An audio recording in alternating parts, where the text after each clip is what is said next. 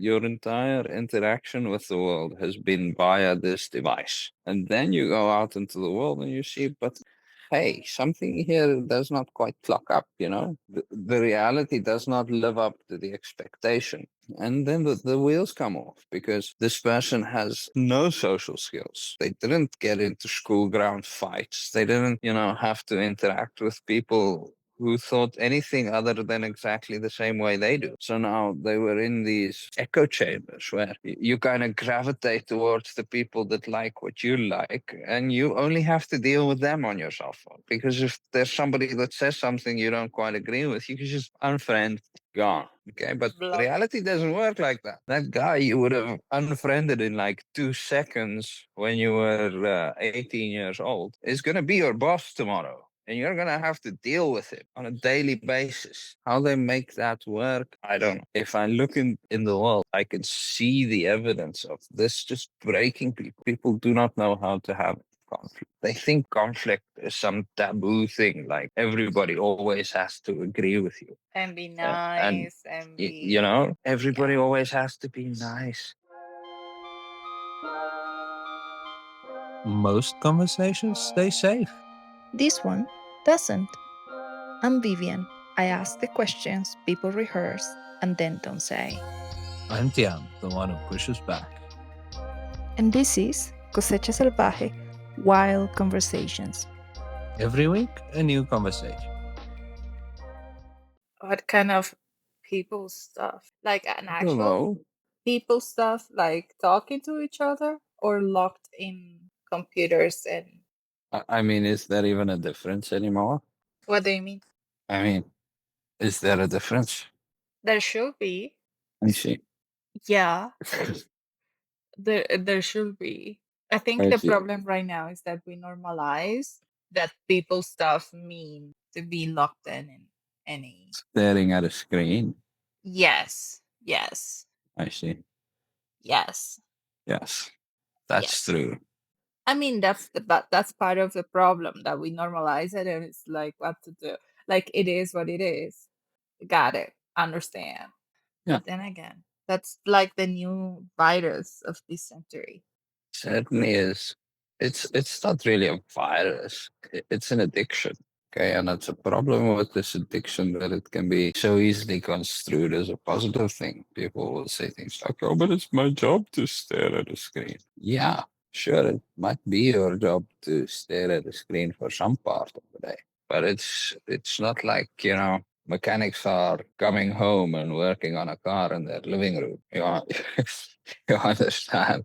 Like there is a limit to how much screen time you should be having for sure. People don't want, man, because it's work, it's entertainment, it's if I just wanna kill 5 minutes, I can quickly play a game or watch a reel on TikTok. It's an addiction. It's funny. Yes. I mean, I do agree. I don't know if it's part of the addiction as well. Like, if you're trying to control it, then you get like FOMO. That's called withdrawal. Yes, that's very Yeah. much part of the that's very Yes, much a part of the because addiction. life is happening right now and you can see it And you live. feel like you cannot be connected to it. Yeah, exactly. It's one you're addicted to the stream of useless information that's always being That fed into your brain. You're addicted to the stream of small dopamine hits from scrolling through,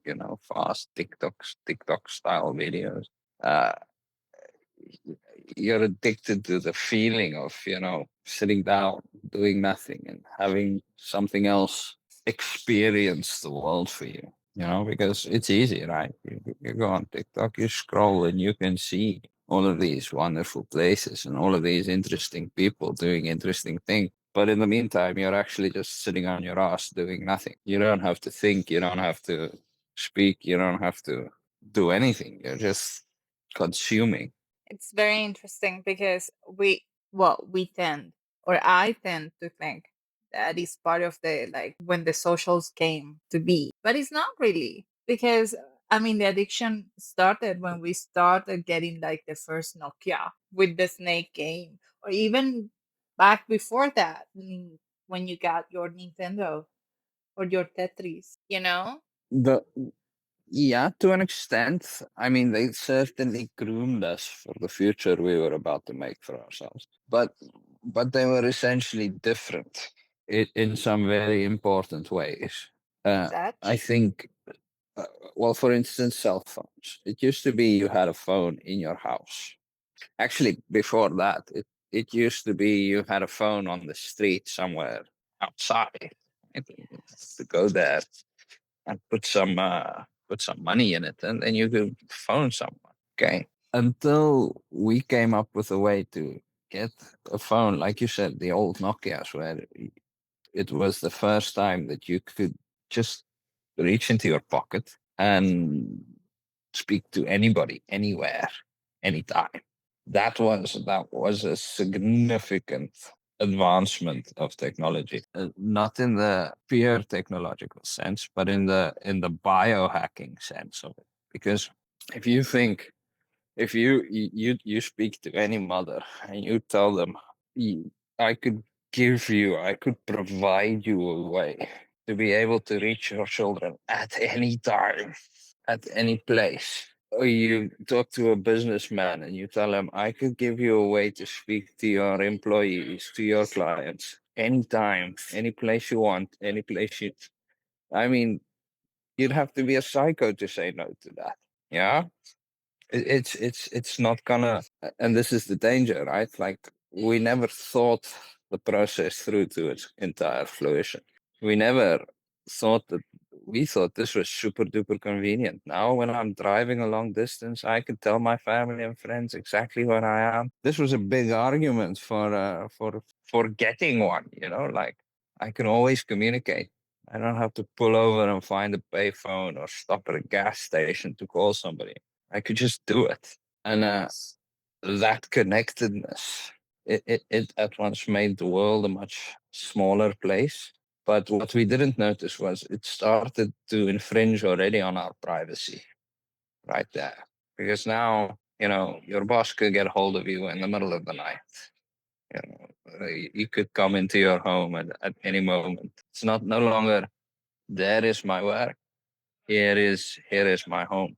When I'm at work, I deal with work things. When I'm at home, I deal with home things. Now all of that got all messed up and smushed together because there was no. Essentially, that's when privacy died, and we never noticed. That's really a problem. But I guess that's the excuse, especially for professionals, because at the beginning, at least, you used to live in the office. If you wanted to get a promotion, or if you had like plans for you in the company, you needed to live in the office early mornings, super late nights. But now, like you said, it's just interesting.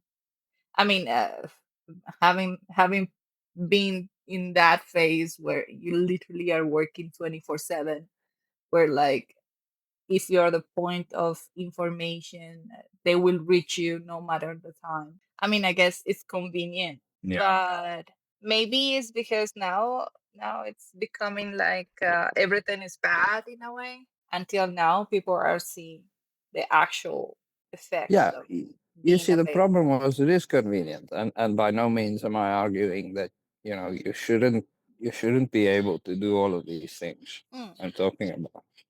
It's just that we introduced this new technology and it didn't come with some instructions. That there was no social guide to cell phones. Okay. Like we yeah. used to have before, where, there was some clear set of rules to follow, which what was acceptable and what is not acceptable.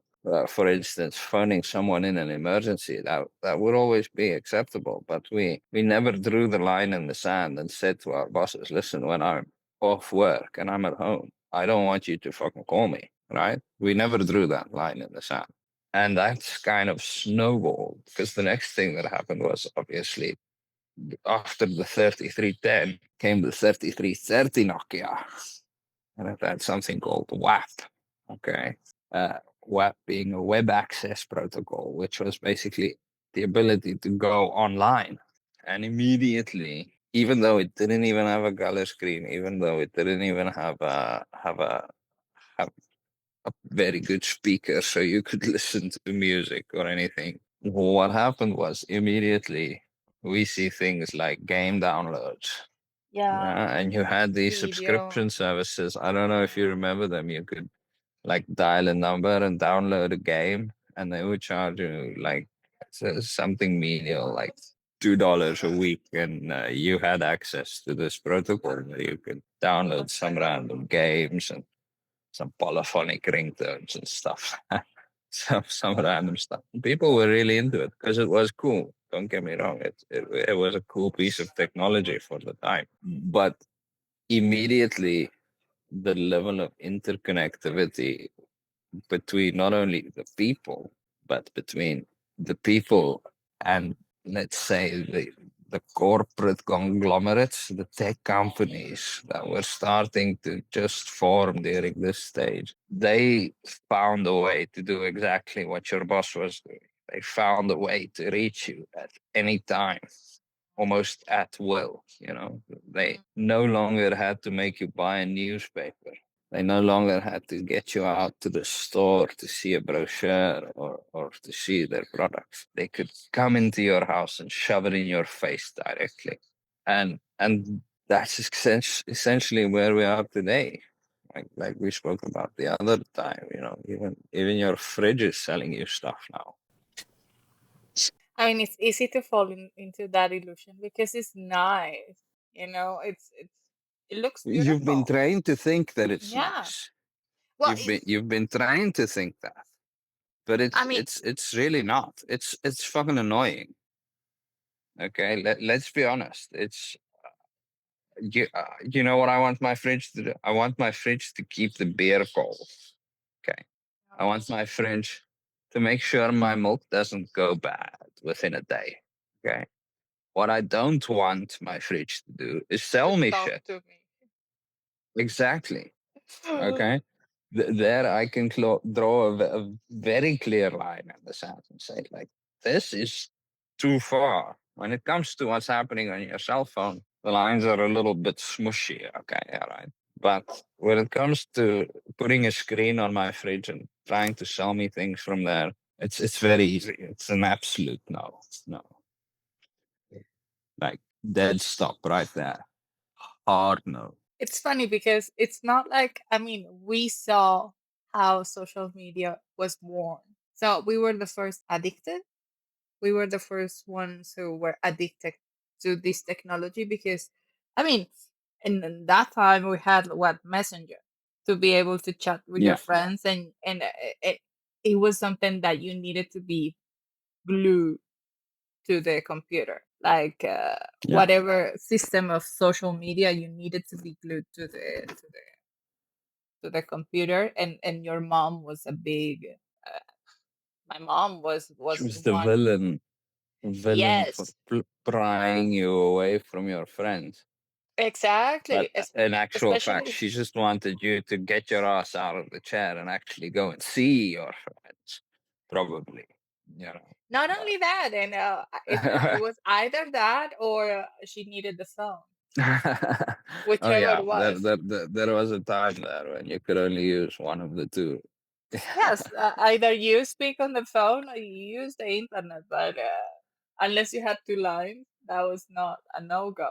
But I think it was, I mean, before influencers appear in a way or another, it was controlled in a way. We wanted to be connected to the world, we wanted to see things, but there was no this urgency of like doing it now because somebody new is doing something new, and you're gonna miss it.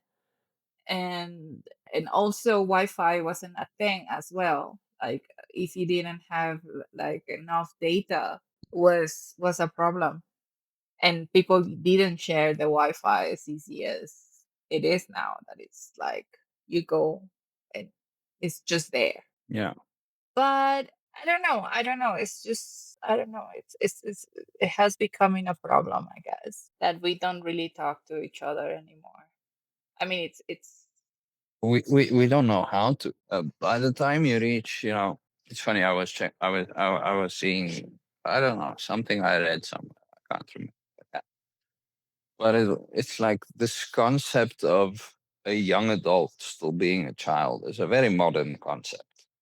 Okay, Uh, even 100 years ago, 13-year-olds were considered adults. They could get yes. married, they could get a job, they'd be apprenticing, learning to do stuff with their lives. Now you reach the age of 18, sometimes 20, 21, 22, and you've never done jack shit. Okay, your entire interaction with the world has been via this device, which fits in the palm of your hand.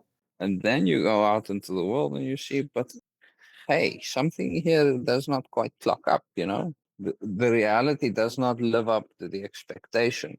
And then the wheels come off because this person has no social skills. They didn't get into school ground fights. They didn't, have to interact with people who thought anything other than exactly the same way they do. You understand? So now they were in these I guess the modern technical term for this would be these echo chambers, where you kind of gravitate towards the people that like what you like, and you only have to deal with them on your cell phone. Because if there's somebody that says something you don't quite agree with, you can just, unfriend, gone.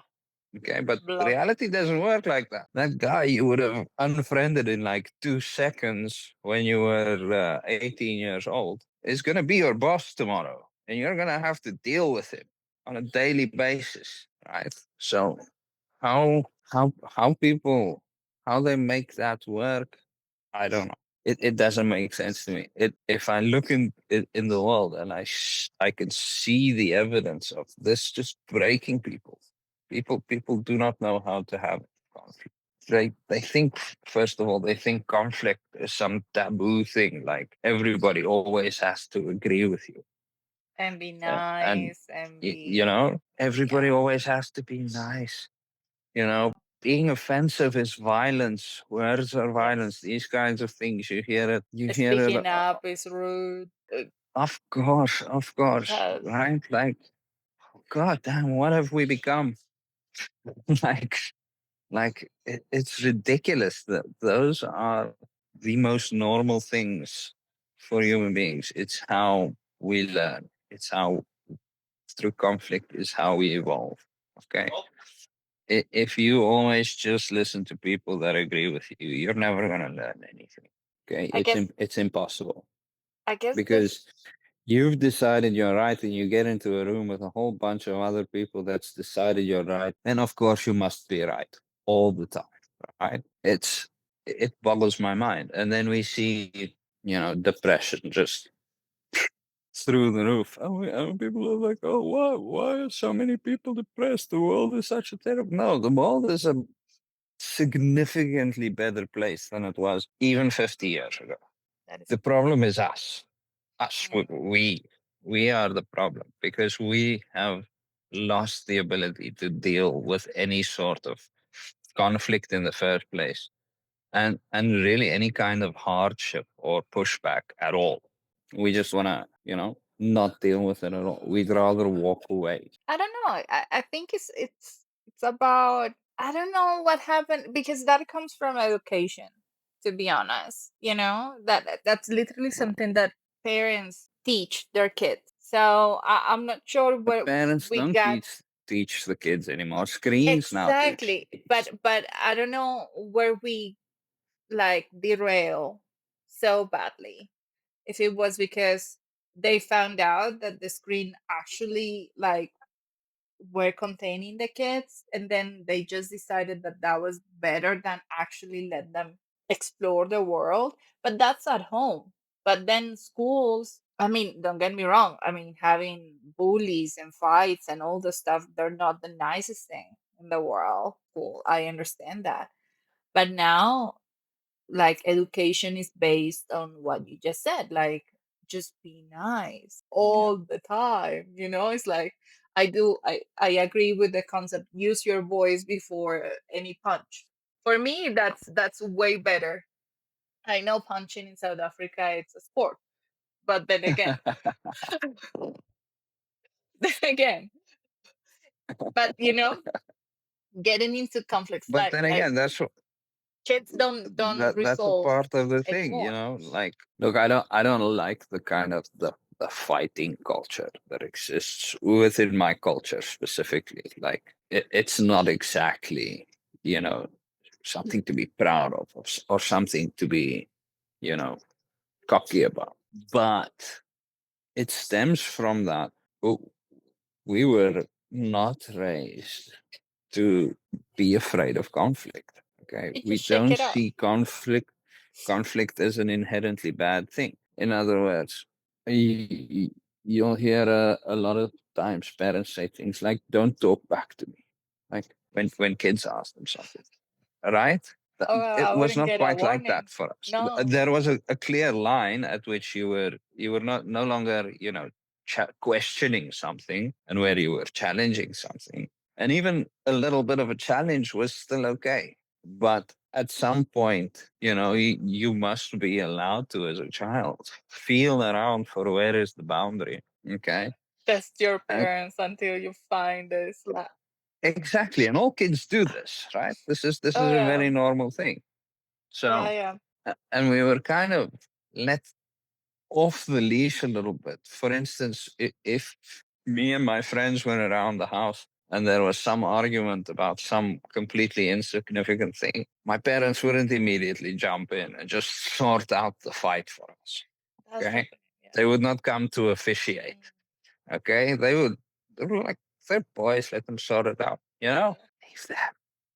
And we would have to go through all of the politics and all of the problem solving. And if that happened to be a fist fight, it's fine. Okay. Because Just take it tomorrow outside. morning Don't we're destroy going to the wake up house. and we're all still going to be friends. Yeah. We're all still going to be friends. And we've at least found, even if it is the most, basic system of hierarchy in the world, we've established some hierarchy based on, who can punch the hardest at the very least. And we built what is essentially a little capsule of society for us in our little friend group. We didn't always agree. We did not always like each other. We did not always like the things we did. Sometimes we fought, but we figured it out and we moved on. Okay, this is the important bit: being able to move past the conflict. Okay, you'll often hear the joke in South Africa: two guys can go to a bar and knock each other's teeth out, then sit down and have a beer after, together, because they've sorted out the problem. It's all good now. Yeah, both And of it them lost the really is fight. like that. It really is like that. If sometimes there is, and I'm not saying if there is no other solution, just slap each other around a bit. This is absolutely not what I'm saying. But what I'm saying is you need to find some sort of efficient way of resolving conflict. And staring at a screen and listening to psychologists is unfortunately not going to teach you this. You have to learn this from your friends.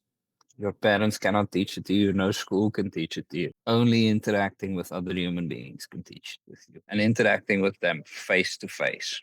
And interacting with ones that you do not agree with. It's funny that you mentioned about therapists and everything because when I was growing up, that was not a thing. Literally, a therapist was the last resource. Like, you need to be like way out of your mind to go and see a therapist. And now you get a therapist, even if you're okay. It's like a part of the like human kit, you know? It's like you have to have a house, you need to get food, and you need to get a therapist. Yeah. It's I mean, unbelievable. I mean, uh, look, I'm not saying it's necessarily a bad thing. Okay. There are a lot of people that have issues that they can work through with a therapist, and it will bring them a lot of benefit. mhm. Okay. It's not like this is a new type of support that they're offering us. Okay. I need you to understand that a therapist is basically a friend you pay for. Okay. It's somewhere you go to say whatever you need to say or do whatever you need to do and not receive too much negative pushback, and somebody who can help and guide you. Your first therapist was almost always your mother, okay? The mediator, okay? If you had a problem, you went to her, said blah, blah, blah, blah, blah, blah, blah, blah, and she gave you the solution, and you did it. Finish. And now people have lost the interconnectedness with other people in and around their lives. And sometimes it also helps that that person is not at all involved or connected to you. It's like literally paying a stranger to listen to your bullshit and give you their opinion. And therapists are just trained to give good opinions. That's pretty much that's pretty much all they do. And that's what people go to them for. And for some people that's really helpful. Because they don't have other people to talk. We don't have the big extended families. If you have one sister and you don't like her, you're fucked. If you have 7 sisters, there's a pretty high Chef. probability that at least one of them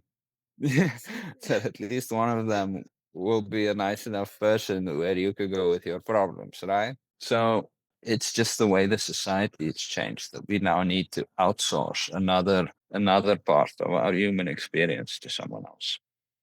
It's just seemed that like you said, like the role of a mother to help you to understand some bits of the world has been erased. It feels like modern mothers now, like if they see their child has a behavior that is not going in the line they were looking for, sometimes I don't know if they don't feel enough to sit down and speak to them, or it's just like, let's give it to the person who actually does this for a living.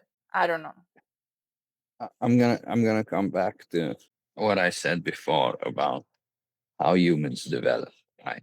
Like you go through this phase where you are a child, and then you become a young adult. And again, before in in historically speaking, at this point in time, you'd still be heavily involved with the people around you, but you'd have some level already of Experience. anonymity. Yes, that's that's about all. But you would have some level of individuality. You could at least go out and do your own thing, but you'd still have the support system, which no longer is a thing. I was thinking about new generations because, to be honest, I mean, our generation and the next one, it's like we're mostly in between. We know how to be bored and we also are addicted. But at some Yeah, point, like the best of us or the best of ourselves, it's always like, okay, it's like it's consuming me and we give it a timeout. But I think it's just like old pattern of education we were yeah, used to. I mean, timeouts, it's a thing. It used to be a thing. yeah, But now I don't know how new generations can learn to be bored, Because before your mom, like mothers will punish you. Like if you misbehave, your punishment it was like not going out of the house. And that was the punishment tragedy. was boredom. But in the house, it's like Yes. now punishment is like you can go anywhere but you won't have your phone. That is actually the punishment. Man, uh, look, so the fear of boredom is very much a human thing. They did this experiment where they told people they were going to come in for an experiment, and then they put them in like a room with a table, and on the table is a button, and if you press the button, then you get like an electric shock from the chair or whatever. Okay, Uh-huh. and it was quite unpleasant, right? Okay.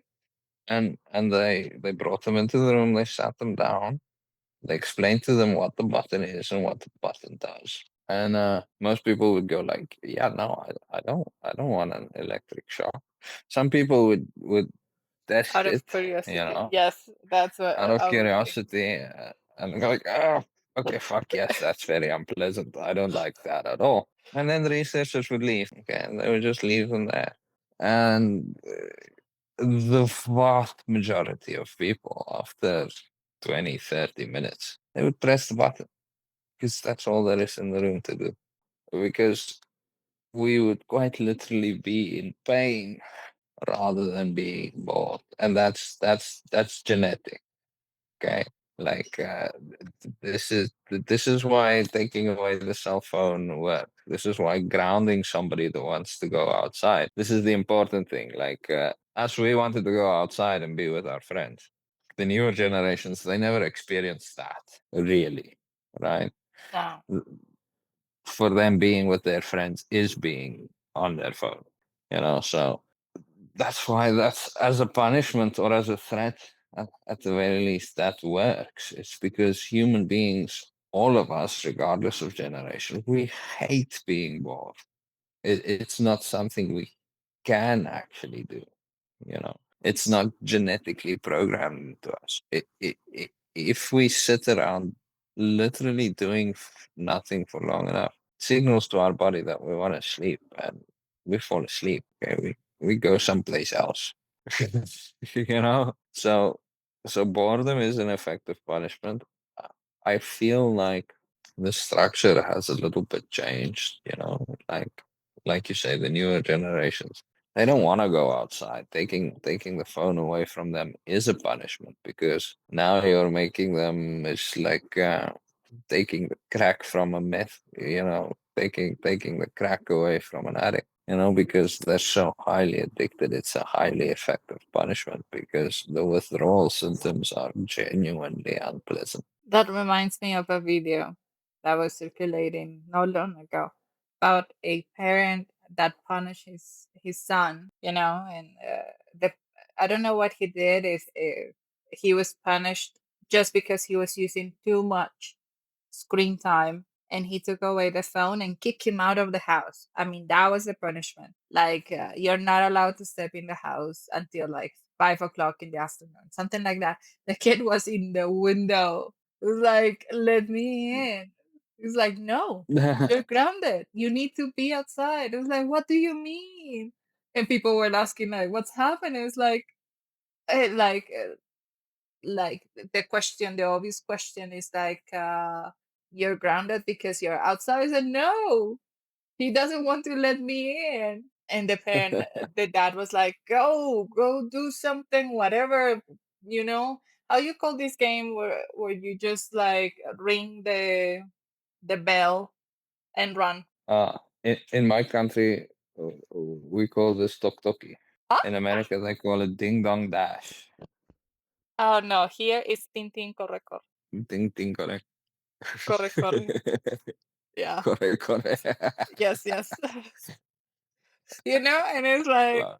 he was like, I don't know, just go and ring a bell and run. Like, do whatever you want. Literally, you can, like, I'm giving you a free pass. Just Go outside and be a child. yes. And the child was like stuck to the window. It's like, let me in, let me in. What am I supposed to do? Yes, Yeah, yes. yeah, And exactly. I don't know, like, I don't know if we were like in a bubble or not, but I do feel like olden times were more dangerous than now. Like, I don't know. I feel like there was no much No, like, no, no. It wasn't like it was more dangerous. It's like danger was a more acceptable trade-off to boredom. yeah, I mean, Okay. parents were okay with you It takes coming something silly. late. Something silly. Yes, exactly. Something like climbing a tree. Okay. How many kids you knew grew up, come to school in a cast, and they're like, oh, I fell out of a tree. That shit doesn't happen anymore because they're not allowed to climb trees. No, and you Okay. get sued as a teacher, or I mean, now Yeah, kids are exactly. unbreakable. Yeah, exactly. Unbreakable. And you'll get like the really manly man types. They will say things like, oh, it's making them weak. And they're correct in some sense that people's tolerance for physical pain has gone way down, way down by comparison to what it was in the 60s and 70s. Those people were tough as fucking nails. They were doing all kinds of crazy stuff to each other. We used to have this game we played. It's called clay lot. So a a tree that commonly grows, and it's got really straight branches that comes up in a bush like this. It's called a liquard, and it's a really straight, really flexible bush. Okay. So if you take a branch from this thing and you go down to the river and you find some nice tough clay and you make it into a ball, you could stick it on the end of this stick essentially, and you could fling it like one of those tennis ball throwers they have for dogs, and you could flick it with an inordinate amount of force. You could really like get some good meters on that thing. We used to do this all the time. Go down to the river, one team on one side of the river, one team on the other side of the river, and you're just pelting each other with these things, big bruises. And I remember growing up, we were it was maybe a sports camp, like a rugby camp, something like this. And this is what we did. Somebody got hit, unfortunately, in the face, and there was some damage to the eye. And then it was big news in town that this had happened to this particular kid. And the moms all came out in unison. No, you shouldn't be doing this. This is dangerous.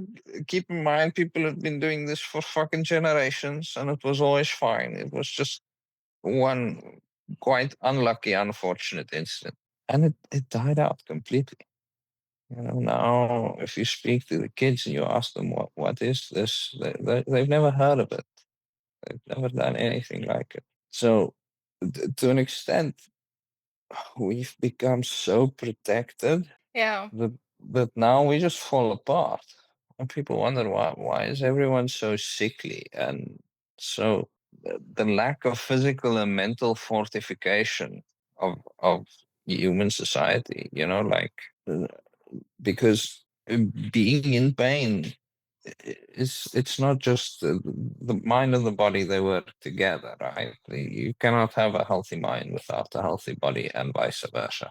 Now we're dissolving what it is to be a human being by protecting people from bad experiences. And then when they do have a bad experience, they just collapse because they've never had to deal with it before. When they eventually go, this is why we see, 25, 26, 27-year-old people living at home with their parents, still in the little glass case, that it used to be sweet 16, never being kissed. Now it's the 40-year-old virgin. It's, Life action. it's, Yeah.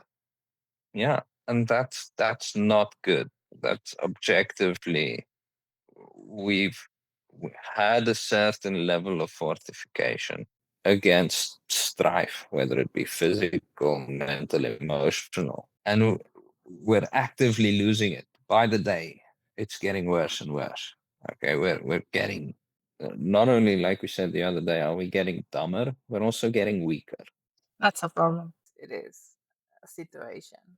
And it's not an easy one to fix. What are you gonna? Because nowadays, if parents let their kids go outside, I remember me certainly, like I was always full of bruises. I mean, I grew up on the farm, so it was extra bad for me because I could literally go out and do pretty much whatever the fuck I wanted, and that always involves doing something stupid and learning from it, and that leaves marks. So nowadays, if a kid comes to school from home and they have the kind of bruises I used to routinely have as a child, they'll call child protective services on the parents and say, listen, this person is not looking after their children. There was this funny story I heard. For instance, they do this in the Nordic states to fortify children. This is why they can stand the cold so well. It's because from a very young age, there it's very normal if you go into a restaurant to leave the baby outside.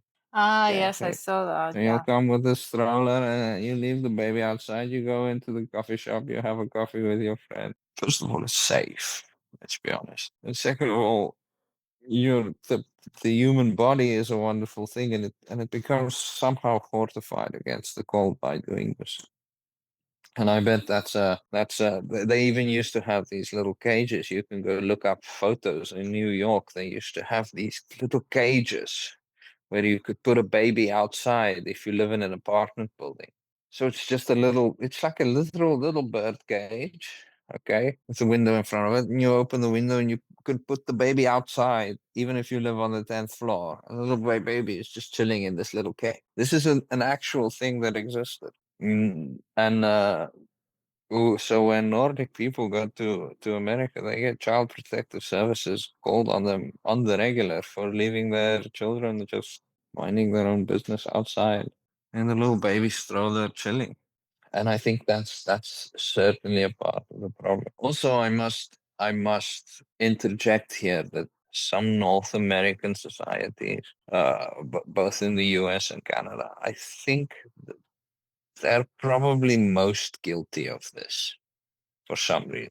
Somehow these things we're talking about now seem to be highly amplified in their society nowadays. And I think you're right. It comes from the old the litigation culture that they have there. Like whatever happens, you can sue. I'm gonna sue. I'm gonna get a police report and I'm gonna sue you. You know? You leave your kid outside in the cold. I'm gonna call the popo, get them out. We need to get that kid with a loving, caring family who will protect them and make sure they can never protect themselves. So some societies do seem to be further gone than others. I think that the other societies are learning the American way. This is the problem. The Yeah. proliferation of American media, the proliferation of North American, the movies we watch, especially in the English speaking world, they have an inordinate amount of influence. And again, I must say I'm not picking on them here because they also export a lot of good stuff, and like we said the other day, the good almost always comes with the bad attached on the back end. So yes, these kinds of cultures have spread from there to all kinds of places in the world, and some of it good, some of it bad. What to do about that?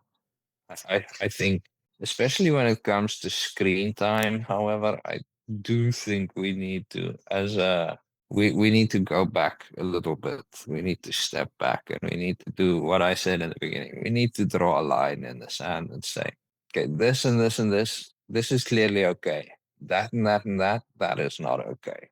And we need to come up with some social rules about how and to use these things, and we need to start bullying people that don't. I'm a big fan of bullying, and I don't mean the kind of bullying where people get hurt and you kind of get beat up and have your pennies shaken out of your pockets by the big kid in school.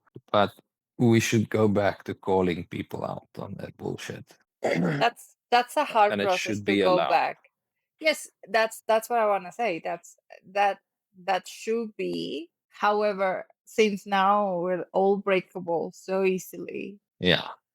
so everything is inappropriate, everything is offensive, everything is racist, everything is culture and appropriation. It's like I don't know. It's like this South African comedy man. I don't know his name. He has a name I cannot pronounce, and he got sued for $27 million for making a joke about the Lion King. Oh wow. I never heard this. I don't know which This is one. new. When This this is is. new. Oh wow. Yeah, it became famous just because the joke was about what they were saying when they were presenting Simba to Animal Kingdom in that song. No, no, no, no. That one? Yeah. Yes. And he said, I mean, guys, all it says is like, look, it's a lion. Something like that. It's something super stupid. Yes. That was it. I mean, everybody was dying because it's funny. It was like, what do you mean? We all thought it was like something very deep and blah. And Look he at that got lion. served. he got served while he was doing a stand-up show. Like Yeah. they throw him the paperwork. It's like, here, you got served. It's like, holy shit, I got served for that joke. I see. Yeah. Yeah. So That's not good. That's not good. it's not Yeah. the first. It's not the first comedian in making a joke about the Lion King, but he's the first one, No. and he's black. So it's the first black comedian to get sued for that. And Oh wow.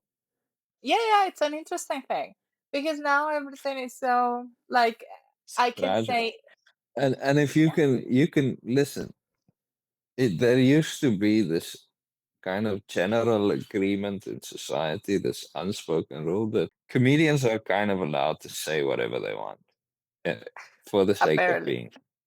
Okay. apparently, Yeah, it used to be that way. If you go back even 10, 15 years and you listen to the stuff that was coming out of these people's mouths, hilarious, but so offensive. Like all the like time. uh, who is Jimmy Carr, who has famously said, "I'm not leaving here tonight until I've offended every last one." Okay. I'm a wholesale offender. I don't want to offend this group or that. I want to offend all of you.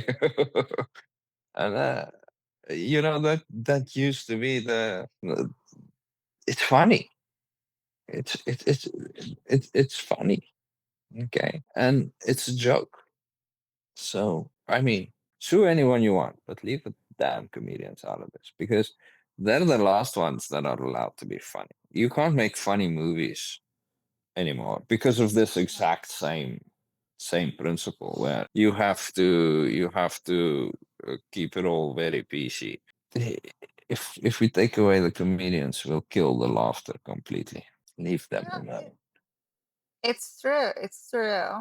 It's like we were talking about a long time ago about the movies, like American Pie, the scary movies, White Chicks. Like if they were like Oh, oh, this year's like release fresh, oh yeah, man, cancelled. Not even true allowed to go story. out. Yeah. A movie like a good one is Step Brothers. A movie Oh, with like Will Step Ferrell. Brothers Yeah. would never even make it to the silver screen anymore. Never. Yeah, never. You just can't say that stuff anymore. So many things. Even this movie with Ben Stiller, Thunder, something, Thunder.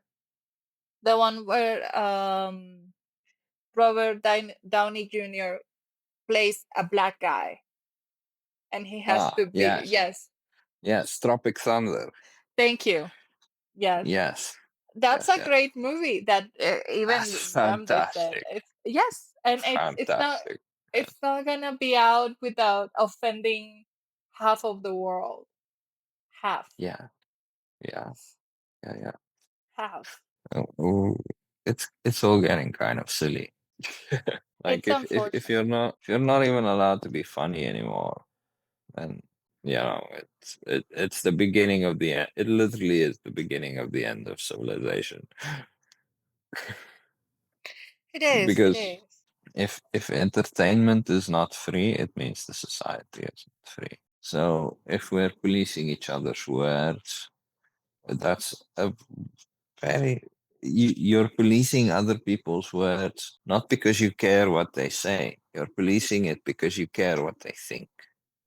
So what you're actually doing is you're policing what people think, and that's the results of that historically have been, unanimously disastrous. This is exactly how 2.5 million Germans voted for Hitler, for instance, because they got policed into a box and there were only certain things that were okay to think and other things that weren't. So don't police people's words and don't act like when you're policing other people's words, you're doing it for the greater good or you're doing it because you don't like what they think. Okay, there is no other reason to. If somebody said something I don't like, it's got nothing to do with me. So I don't have to hang out with that person. I can unfriend them still today. You know, I don't have. I can take offense. That's not a problem. Okay, but when I tell him what he's allowed to say, what he's not allowed to say, simply because how it makes me feel, then we've crossed a very important line. And it's On that, amazing for me how free speech has become sort of this buzzword.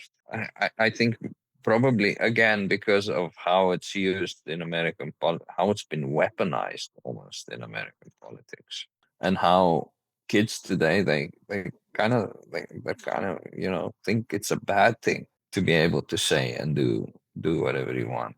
And it just shows you that whoever is policing our words and our thoughts, they're winning. Because if the kids feel that way today, not too long from now, 30 years down the line, those kids are going to be in charge of all of the important stuff in our lives. So I don't know. We need to bring back comedy. We need to teach people that it's okay to be offended. We need to teach people that it's okay to be bored and go do something else. We need to have less screen time. That's about I it. yeah, I mean that's okay. I guess it's a task, especially because everything happens on screen now. Everything. No, nothing happens on the screen. This is the problem. Nothing actually happens on a screen. What do Okay. you mean? I mean, sitting around staring at a screen is not doing anything.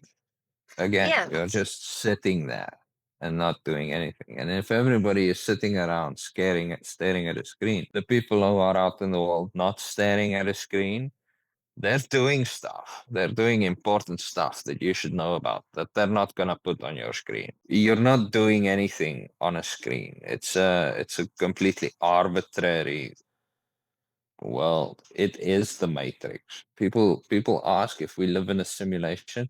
Yeah, we absolutely do. And the plug is not in the back of our head and we're not in some pod somewhere. No, the plug is right here in your face.